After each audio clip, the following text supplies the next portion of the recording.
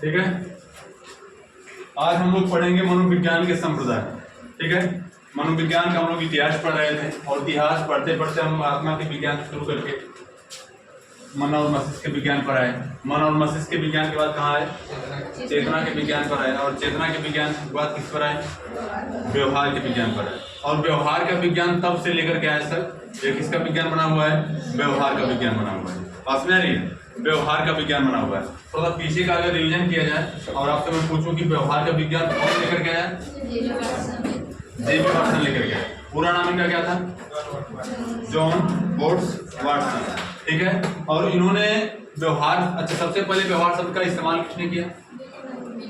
William McDougall ने। कब किया? 1905 ईस्वी में। उन्होंने कौन सी पुस्तक लिखी जिसमें उन्होंने व्यवहारवाद का जिक्र किया? Outline of psychology. इन्होंने आउटलाइन ऑफ साइकोलॉजी पुस्तक लिखी। कब लिखी? 1905 ईस्वी में। 1905 ईस्वी में पुस्तक लिखी जिसका नाम क्या था? Outline of psychology. उसमें इन्होंने सबसे पहले व्यवहार शब्द का जिक्र किया और व्यवहार शब्द को परिभाषित कब किया गया? 1908 ईस्वी में। कभी कभी क्या होगा कि इसके बजाय ये क्वेश्चन आ जाएगा, या अगर ऑप्शन में नहीं दिया हो तो भी सही माना जाएगा, और दोनों दिया हुआ तो 1905 माना जाएगा। कोई दिक्कत यहाँ तक? यहाँ तक कोई समस्या। आज हम पढ़ेंगे मनोविज्ञान के संप्रदाय। क्या पढ़ेंगे? मनोविज्ञान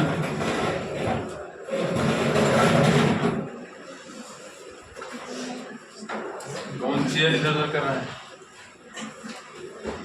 पहले कर लो भाई। मनोविज्ञान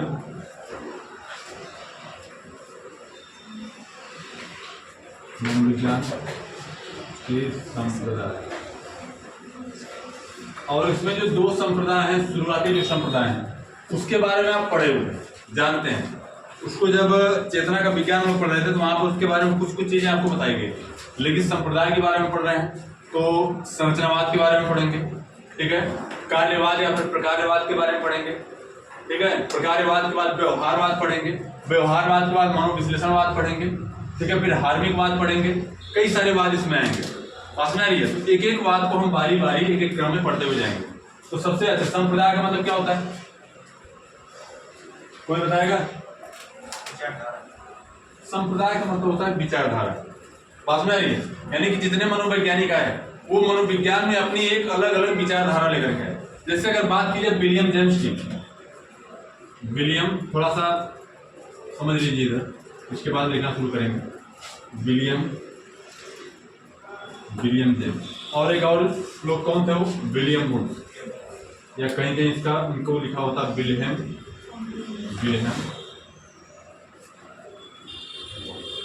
ये जो विलियम जेम्स थे क्या थे? विल्हेम वुड्स के शिष्य थे। और जब यह चेतना का विज्ञान लेकर के आए, यह चेतना का विज्ञान जब लेकर के आए तो इनकी बातों का समर्थन किसने किया? इनके शिष्य ने, इनके चेले ने। किसने? विलियम जेम्स ने। इसके बाद इन्होंने कहा कि भैया, इन्होंने जब मनोविज्ञान की पहली प्रयोगशाला खोले, कब खोले? 1879 ईस्वी में। कहाँ खोले? जर्मनी के लिपजिंग। एकदम जुबान पर ये चीजें आपको याद होनी चाहिए। जर्मनी के लिपजिंग शहर में खोले। जर्मनी के लिपजिंग शहर में खोले तो इन्होंने क्या किया? इन्होंने कहा कि भैया हम चेतना की संरचना का अध्ययन करेंगे। किसका अध्ययन करेंगे? संरचना का अध्ययन करेंगे। इस बात को लेकर के विलियम जेम्स साहब ने अपनी बात रखी। उन्होंने कहा कि चेतना की संरचना का अध्ययन करने की जरूरत नहीं है। चेतना के माध्यम से जो कार्य हो रहे हैं उस कार्य का अध्ययन करना चाहिए। यह संरचना का अध्ययन करने की बात कर रहा है, कहते थे संरचना का अध्ययन करने की बात करते थे। तो संरचना के अध्ययन करने को लेकर के जो वाद विवाद हुआ वो क्या कर रहा है? वह संरचनावाद कर रहा है। और यह कार्य की बात करते थे, संरचना के कार्यों की को प्राथमिकता देते थे। इनके कार्य को लेकर के जो वाद विवाद हुआ, कार्य को लेकर के जो इन्होंने जो शोध किया उससे जो वाद निकला उसे क्या बोला गया? उसे कार्यवाद बोला गया। और उसे ही आगे चल करके प्रकार्यवाद कहा गया। तो आपसे अगर कोई पूछे, बैठ जाओ। आते ही पहले बॉटल ढूंढ रही हो। तुम्हारे गांव में पानी नहीं है? हाँ, अच्छा गिलास नहीं है, अच्छा बॉटल नहीं है पीने के लिए। बैठ जाओ। अभी ये कहाँ चली गई? ऐसा नहीं। बैठ जाओ। नीलम कि पूनम? नीलम नाम है, पूनम नाम है? कंफर्म करो। नीलम नाम। मैं पूनम क्यों कहता हूँ? अच्छा, दीदी का नाम तुम्हारे। अभी मुझे विश्वास नहीं हो रहा है, कल आधार कार्ड लेके आओ, मैं देखूंगा तब भरोसा होगा। ठीक है, कोई बात नहीं, चलिए शुरू करते हैं। इससे जो बात निकल रहा, ध्यान दीजिए, यानी कार्य को लेकर के इन्होंने क्या किया, कार्य को यानी चेतना की कार्य का अध्ययन किया, और कार्य से लेकर जो बात निकला उसे क्या बोला गया, उसे कार्यवाद बोला गया। और अगर मैं आपसे पूछूं कार्यवाद का जनक कौन है, प्रकार्यवाद का जनक कौन है, संरचनावाद का जनक कौन है, विलियम वुड। ठीक है, इसके बारे में थोड़ा पढ़ेंगे। तो सबसे पहली हेडिंग डालिए, पहला जो संप्रदाय है, पहले संप्रदाय के बारे में। इसके बारे में थोड़ा सा लिखना चाहते लिख सकते हैं, इसके नीचे लिख सकते हैं, थोड़ा सा एक लाइन लिख सकते हैं क्या। संप्रदाय का अर्थ, संप्रदाय का अर्थ, राइटिंग समझ आ रही है ना भाई?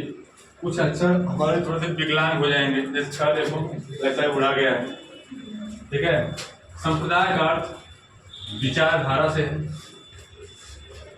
विचारधारा से है। संप्रदाय का अर्थ विचारधारा से। तो आपसे कोई पूछे संप्रदाय क्या है, एक प्रकार की विचारधारा है, यानी अलग अलग मनोवैज्ञानिक मनोविज्ञान में अपनी अपनी अलग अलग विचारधारा लेकर के आएंगे। थोड़ा रास्ता खाली कर दो। कौन रखा है ये दुकान? हटाओ अपनी। फिर भी तो कुछ लोग आगे आएंगे। हटाओ इसको भाई, चेयर हटा लो, चेयर पीछे करो बच्चे।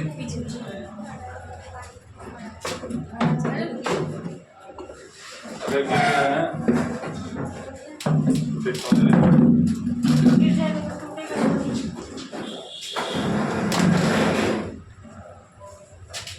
आगे समझ लो। मैं तो इस चीज को लेकर कंफ्यूज हूँ, क्लास चला रहा हूँ कि बारातियों का इंतजार कर रहा हूँ। कभी कभी होता है सारे बाराती आगे दूल्हे की गाड़ी पीछे, भैया उसको भी आ लेने दो। और जहाँ पे हाँ, जब सभी लोग आए तब बाजे वाले का इंतजार किया जाता है। तो अब जो आएगा वो बाजा वाला होगा, और लास्ट में जो भी आएगा वो बाजा वाला होगा। ठीक है, अब देखो बाजा वाला कौन निकलता क्लास में। क्लास में टाइम से आया कीजिए, टाइम से आने के बाद कम से कम क्लास कायदे से चले। आते जा रहे हैं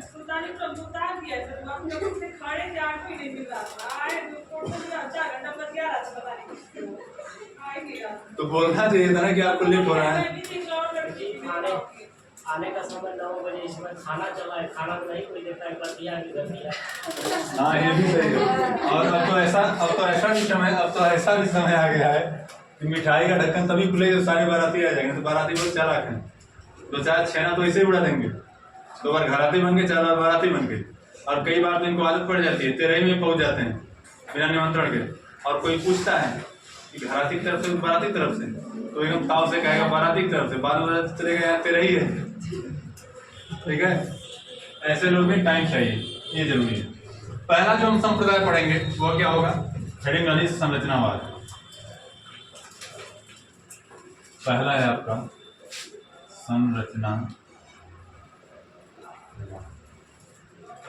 संरचनावाद। ठीक है,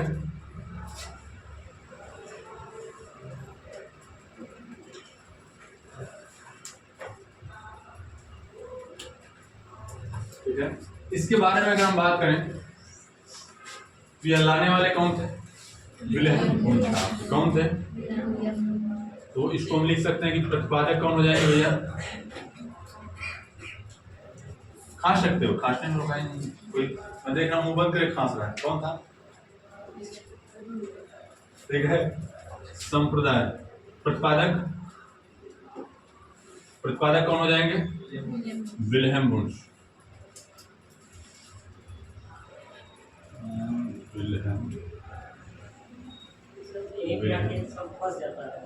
क्या हुआ?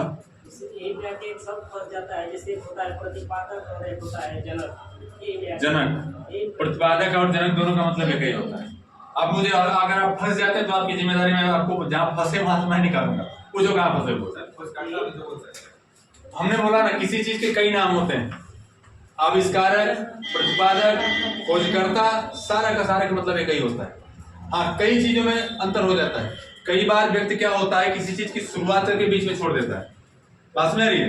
किसी चीज की शुरुआत करता है, बीच में छोड़ देता है, जैसे कि बीच में छोड़ देगा, तो दूसरा कोई मनोवैज्ञानिक है उस चीज को विस्तृत तरीके से अध्ययन करेगा और उसका विश्लेषण करेगा।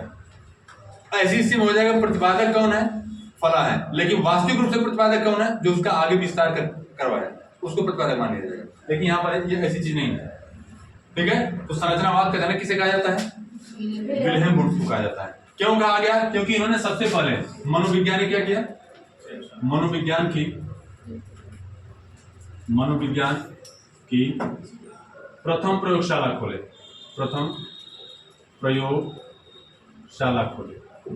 और प्रथम प्रयोगशाला खोलेंगे तो कहाँ खोलेंगे? कहीं न कहीं खोलेंगे, या तो आपके गांव में खोलेंगे, आपके घर में खोलेंगे, या फिर कहीं और खोलेंगे। कहीं कहीं खोले रहे होंगे। कहाँ खोले? यह जो प्रयोगशाला खोली गई, यह कहाँ खोली गई? प्रयोगशाला खोली गई कहाँ पे? जर्मनी के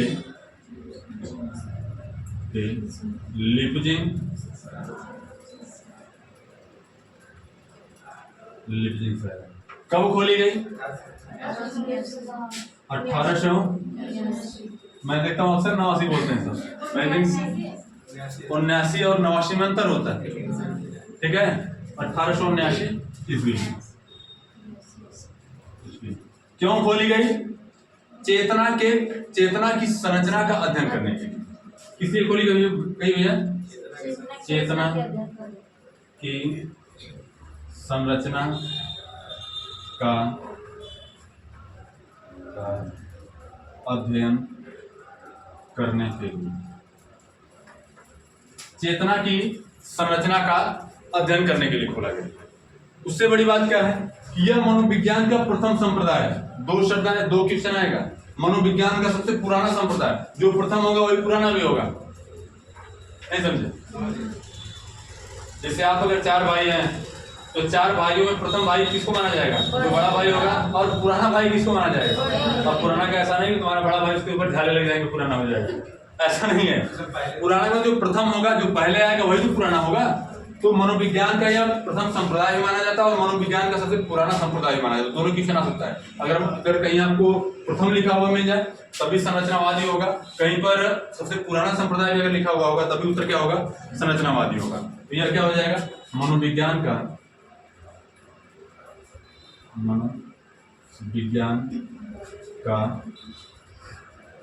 प्रथम या सबसे पुराना संप्रदाय। लिख लो इसको, फिर मैं मिटाऊंगा। लिख लो।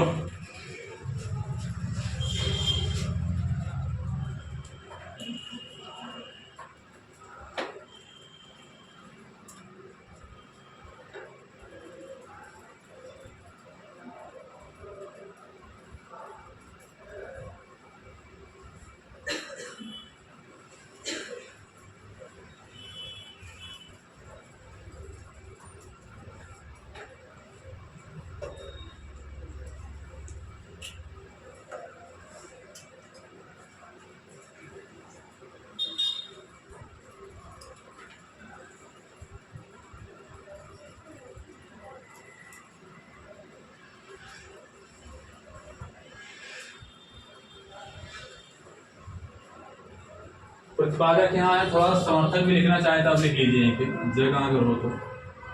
समर्थक कौन हो जाएंगे? William James.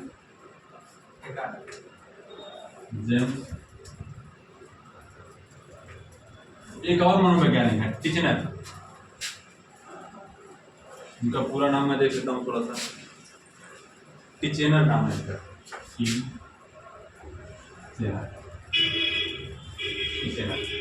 अब ध्यान दीजिए, और कहीं कहीं आपको मिलेगा टिचनर साहब को इसका वास्तविक मतलब कि संस्थापक माना जाता है। क्यों माना जाता है ये भी हम आपको बता रहे हैं।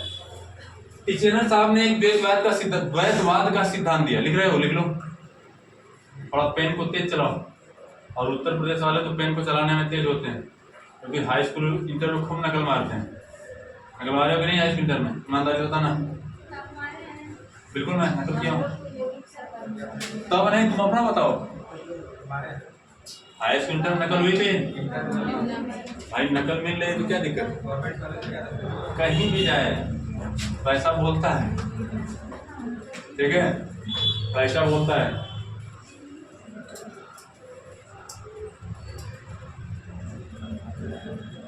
समर्थक हो जाएंगे विलियम जेम्स और टिचेनर।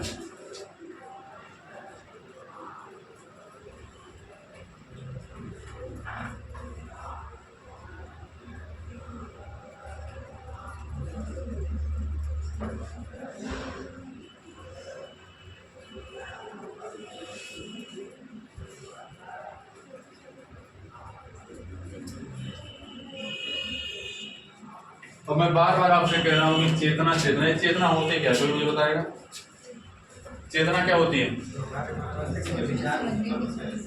ठीक है, हमारे मन मस्तिष्क में जो विचार उत्पन्न होते हैं उसे चेतना कहते हैं। और कोई सही है? और कोई कुछ?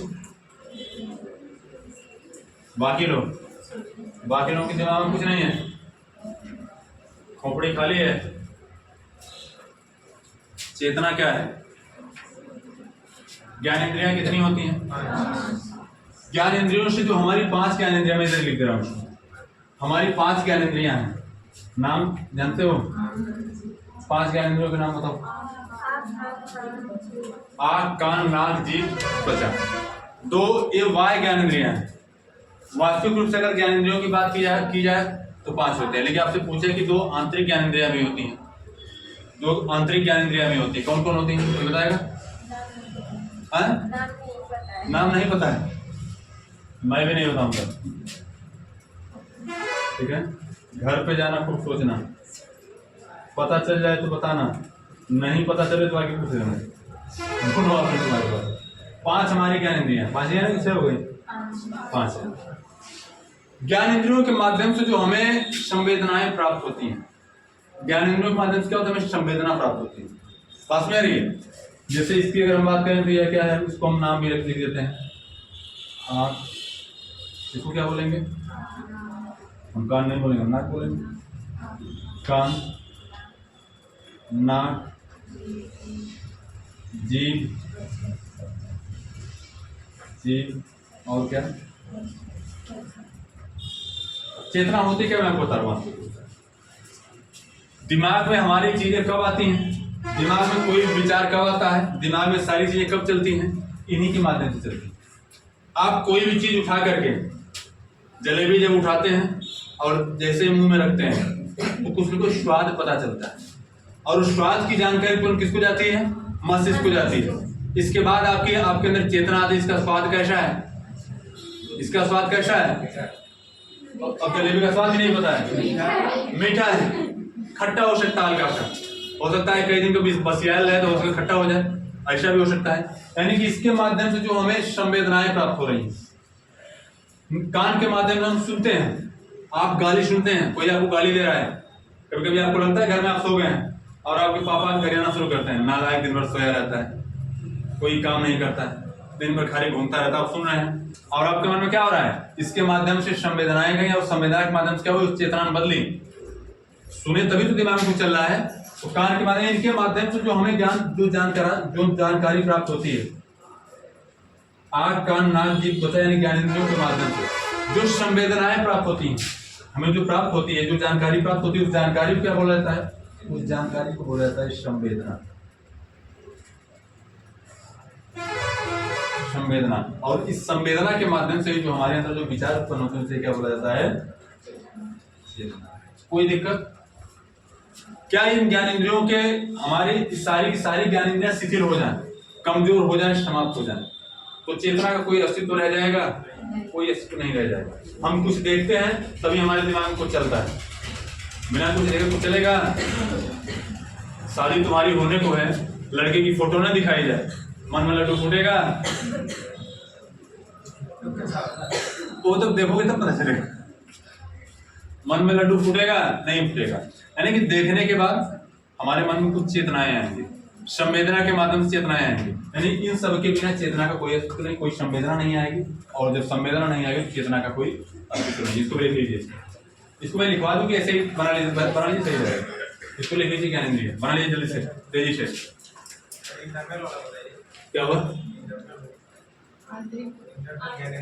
मैं नहीं बताऊंगा क्योंकि मुझे खुद याद नहीं आ रहा है, मुझे कोई दिक्कत नहीं है, मुझे याद नहीं आया, मैं बता दूंगा आपसे। 2 आंतरिक होती हैं।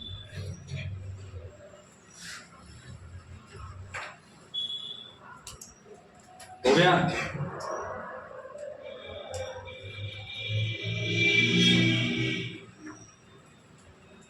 नीलम समझ में आ रहा है बच्ची? तुम्हार भैया फोन कही कर रहे हैं, मतलब मैं हूँ बट इनके सगे भैया फोन किए थे और उनका भी नाम पंकज, यानी पंकज के यहाँ फोन किए थे और पूछ रहे थे बताओ तो पंकज भैया हम पंकज बोले थे। बच्ची कैसी है पढ़ने में? ठीक है, मेहनत करती है पर रेगुलर नहीं आती है।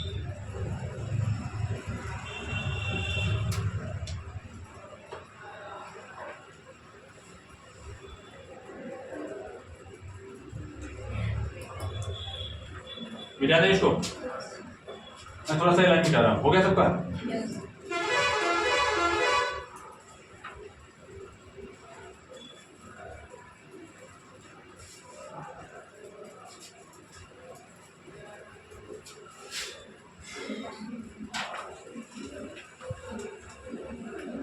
अब ध्यान दीजिए, कहीं कहीं आपको जो टीचर इसके समर्थक बताए गए, कहीं कहीं टीचर साहब को भी इनका इसका वास्तविक संस्थापक माना जाता है। उसका कारण ये है, टीचर साहब एक सिद्धांत लेकर के आए, उस सिद्धांत का नाम है द्वैतवाद।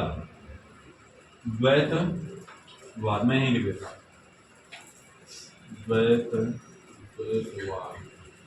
द्वैतवाद का सिद्धांत लेकर के। और द्वैतवाद के सिद्धांत में इन्होंने कहा, द्वैतवाद के सिद्धांत में इन्होंने कहा कि शरीर का मन, यानी कि मन के साथ अगर चेतना की बात की, चेतना और शरीर, चेतना और शरीर, द्वैतवाद, द्वैत से समझ में आ रहा है कि 2 चीजों की बात होगी। द्वैतवाद का सिद्धांत लेकर के इन्होंने चेतना और शरीर के बारे में कुछ लाइनें कही, कुछ कोटेशन दिया और इसमें इन्होंने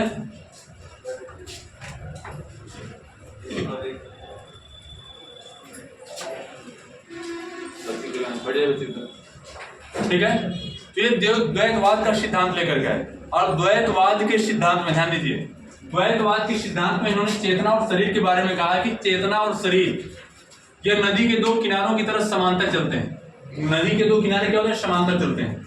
समझ में आ रही है? इन्होंने कहा कि नदी के 2 किनारों की तरह ये समांतर चलते रहते हैं, 2 किनारों की तरह होते हैं जो साथ साथ चलते तो हैं और एक दूसरे क्या करते हैं? सहायता भी करते हैं। नदी के 2 किनारे क्या करते हैं? पानी को अलग जाने से, बहने से रोकते हैं।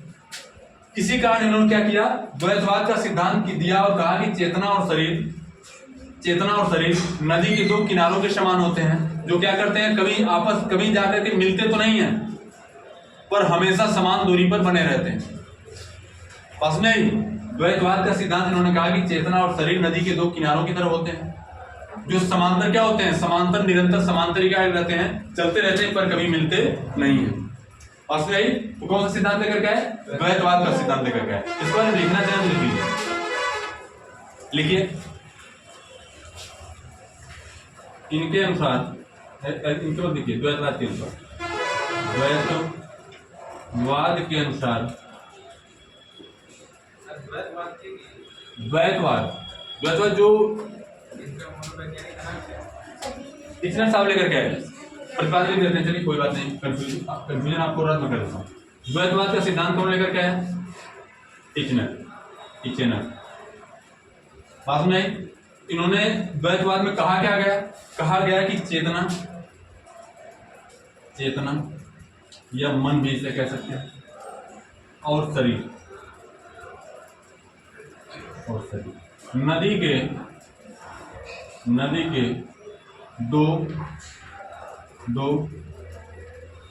किनारों की तरह समांतर चलते रहते हैं।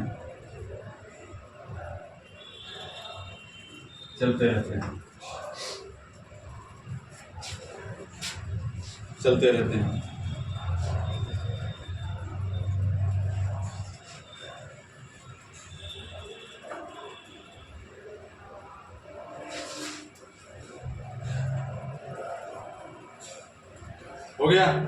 एक नोट लिख लीजिए। नोट कितने का नोट लिखोगे? 2, 4, 5, 10, 20, 2000 की नोट लिखोगे?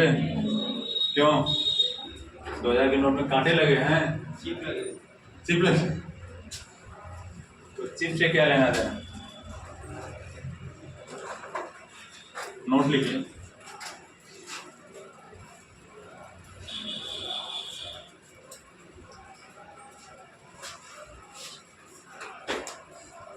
देखिए, चेतना के दिखाई न देने के कारण, चेतना दिखाई देती है, चेतना के मतलब जो व्यवहार होता है वो व्यवहार दिखाई देता है। तभी तो चेतना के विरोध में कौन सा वाद आया? व्यवहारवाद आया।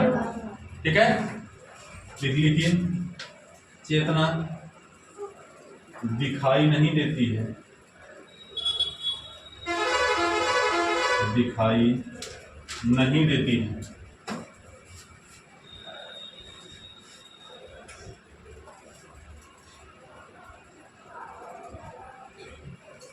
इसलिए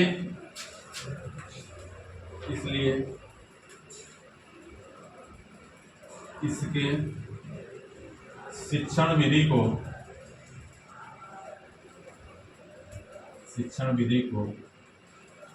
अच्छा दिखाई नहीं देती तो इसको आप आंतरिक मानेंगे कि बाह्य मानेंगे? इसको जल्दबाजी नहीं, चेतना जब दिखाई नहीं देती है तो इसको हम आंतरिक मानेंगे कि बाह्य मानेंगे? बाह्य होता तो दिखाई देता, बस नहीं, व्यवहार बाह्य होता है। ठीक है, लेकिन व्यवहार जिसके माध्यम से हम करते हैं वो चेतना है, वह चेतना आंतरिक है। क्योंकि जो चीजें आंतरिक है और आंतरिक दिखाई नहीं देती हैं, और इसके दर्शन के लिए, इसको पढ़ने के लिए, इसको सीखने के लिए हम किस विधि का उपयोग करेंगे? अंतर्दृष्टि विधि का उपयोग करेंगे। लिखिए शिक्षण विधि को, इसलिए इसके शिक्षण विधि को शिक्षण विधि को अंतर्दर्शन विधि भी कहा जाता है।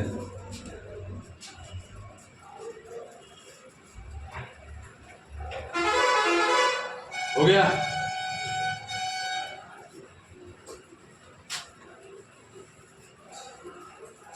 ईमानदारी से बताना, कितने लोग इसमें ऐसे थे जिनको ये भी नहीं पता था ज्ञान इंद्रियां होती कितनी? सबको पता है? सबको पता है? अभी मैं इसी में से पूछूंगा, लोग नहीं बता पाएंगे। कार्य क्या है? जीव का कार्य क्या होता है? बस, जिससे कि वो स्वाद चखने का कार्य करते हो, बोलते भी, उच्चारण में एकाग्रता सहायता करती है। बाकी लोग स्वाद पे ही अटके हुए थे, स्वाद लेने का कार्य करती है। ठीक है, इसको हम थोड़ा सा मिटा रहे हैं, मिटा दें, इसको मिटा दें।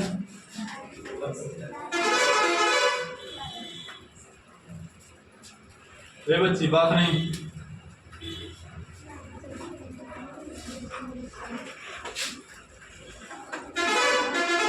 ध्यान दीजिए।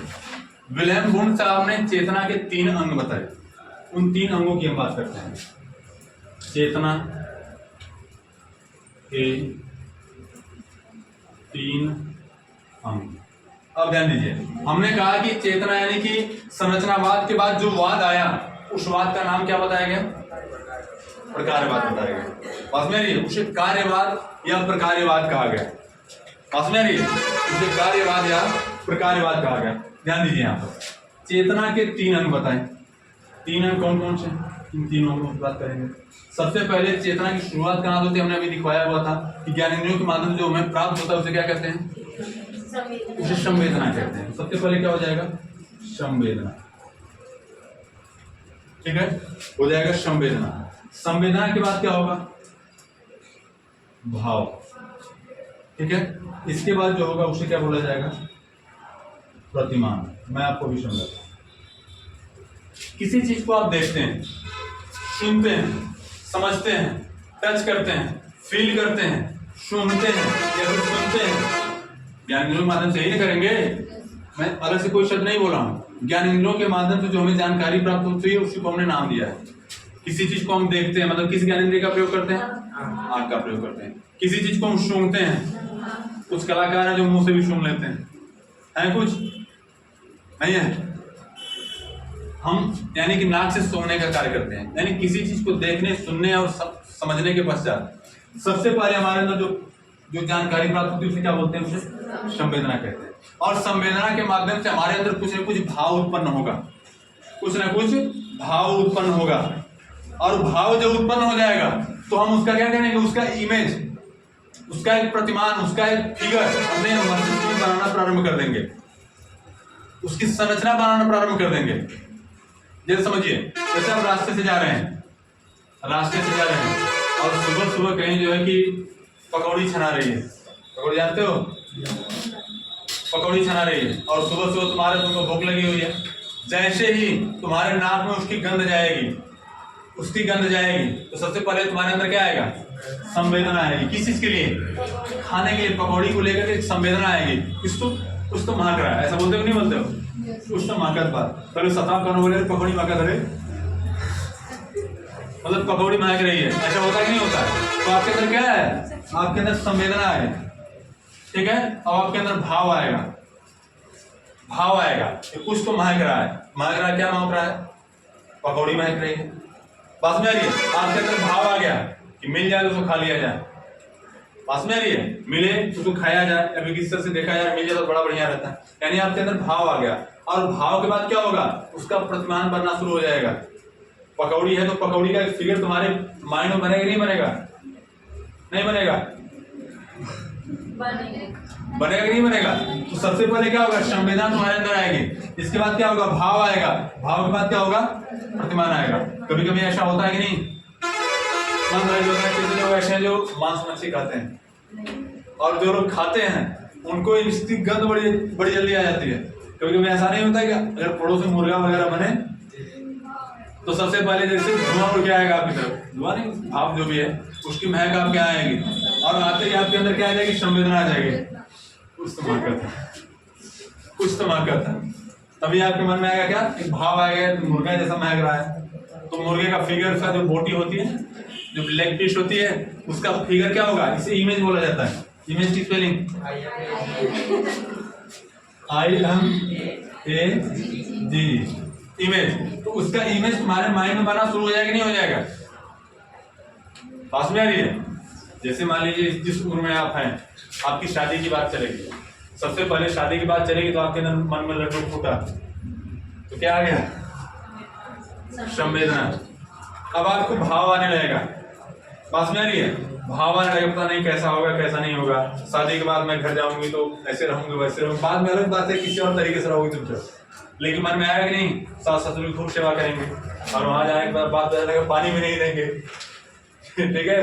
तो कुछ ना कुछ तुम्हारे अंदर भाव आएगा, और भाव के बाद किसी चीज को, जिससे भी तुम्हारी शादी होने वाली है, तुम्हारे माइंड में एक फिगर आएगा, एक चित्र आएगा, एक बनावटी फिगर ही आएगा, ठीक है। वह क्या होगा? प्रतिमान होगा। और इन सारी चीजों को लेकर के,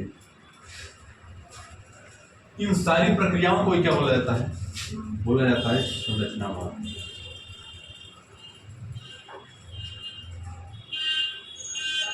बात समझ आ रही है? इसे ही क्या बोला जाएगा? संरचनावाद। बात समझ आई? लिख लीजिए इसको। क्या हुआ? हो गया? लिख लो। और एक बॉटल पानी मुझे भी दे दो। पानी कोई रखा है? यहाँ का बॉटल क्या हुआ? अच्छा बॉटल है, पानी नहीं है। अरे भाई प्यासे को पानी चाहिए, गर्म ठंडा समझ तो नहीं होता। बस इतना गर्म ना रहे कि फूक फूक के पीना पड़े।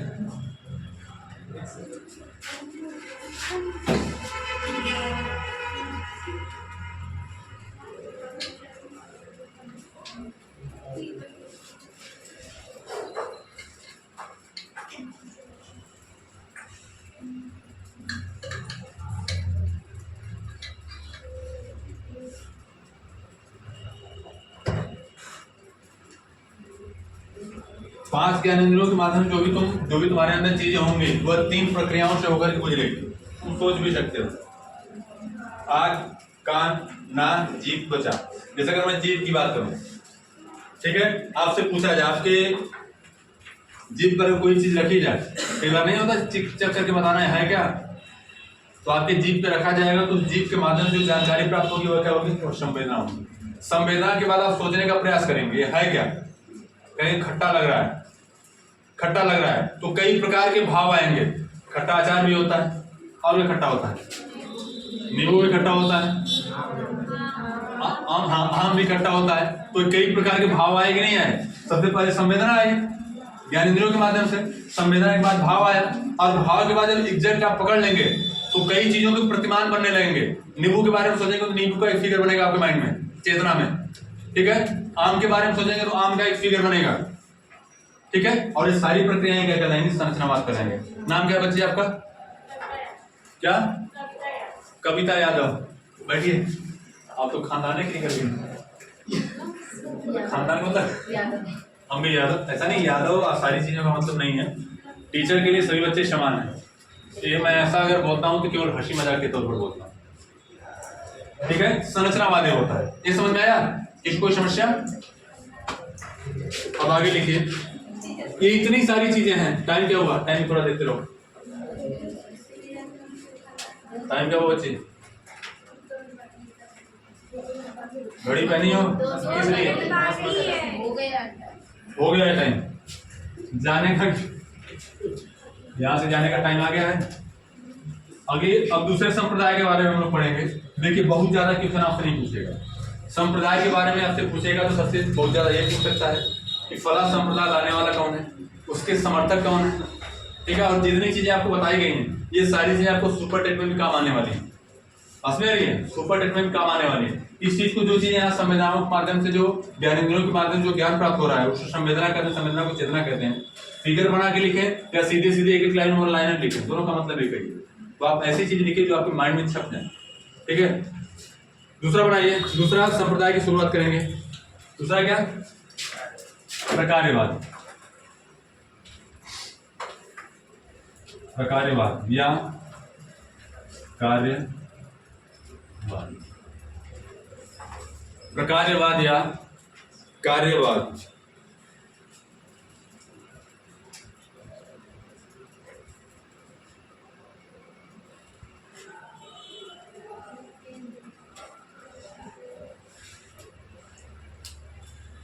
ठीक है, यहां पर भी अगर इसकी हम बात करेंगे तो प्रतिपादक कौन है, विलियम जेम्स। ये कौन थे,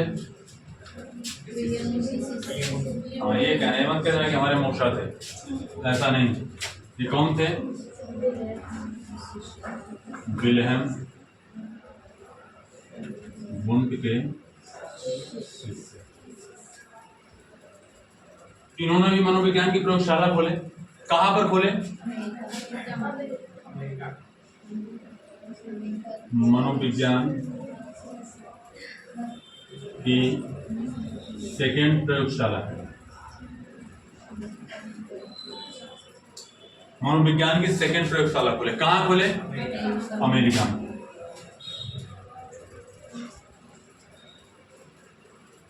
अमेरिका किस विश्वविद्यालय में, किस विश्वविद्यालय में, कैम्ब्रिज विश्वविद्यालय में।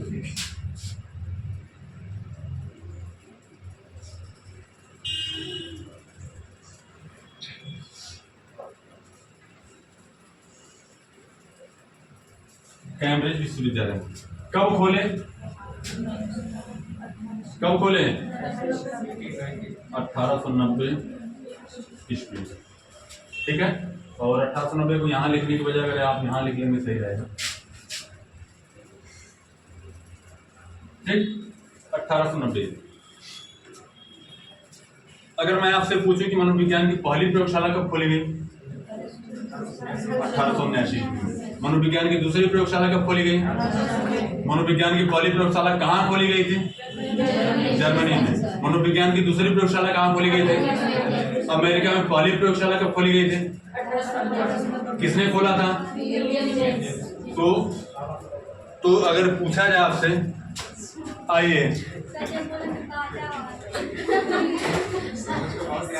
आइए लेट आते हैं लोग, ये तो पता चलता है, लेकिन इतना लेट आते हैं कि बारात के जाने का टाइम हो जाए। ठीक है, कोई बात नहीं, आ जाओ बच्चे, बैठ जाओ। हो सकता है कभी कभी लेट हो जाता है, लेट किसी को भी हो जाता है। वो कहता है, वो गाना सुने हो ना, हम देर करते नहीं देर हो जाती है। हाँ, जाम लगा होगा, जैसे बच्चे कह रहे हैं सर हम बहुत पहले चल रहे थे और ऑटो वाला बतिया रहा था। किससे बतिया रहा था? नहीं पता किससे बतिया रहा था। उसे कहना चाहिए था कि काम कीजिए भैया, हम लोगों से ही बचाइए, गाड़ी चलाइए, हम लोगों से बात करते रहिए, बस टाइम से छोड़ दीजिए।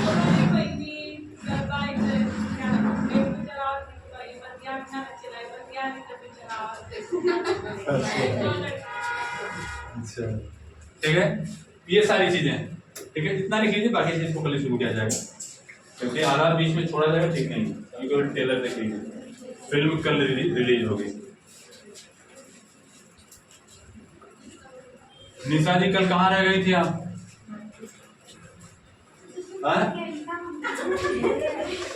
क्या हुआ? कहीं गई? क्यों नहीं आई थी कल? बात नहीं, कोई काम था? बिना काम है करूँ कहीं घर पे? मायके गई थी।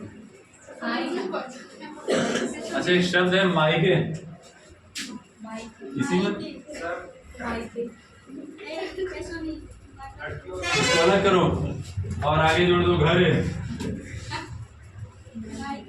मायके मतलब समझ में आया? इसी चीज का विच्छेद करना सीखो, अर्थ निकल जाएगा। हम मायके गए थे मतलब मायके घर गए, तो माई का घर नहीं, बाप का भी घर है, इसको मत लिखना इस पे। ठीक है, चलिए तो आज फिलहाल इतना ही। अनुभव